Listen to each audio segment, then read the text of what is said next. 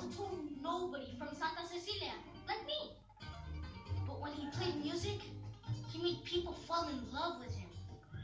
He starred in movies. He had the coolest guitar. He could fly. And he wrote the best songs. But my all-time favorite, it's... Remember me.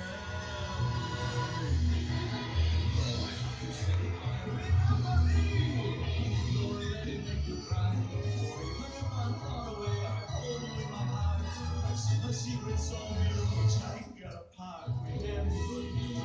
Though I have been traveled far, remember me. Each time you hear a sad guitar, know that I'm with you the only way that I can be. You're in my arms again. He lived the kind of life you dream about. Me. Until 1942, when he was crushed by a giant bell. I want to be just like him.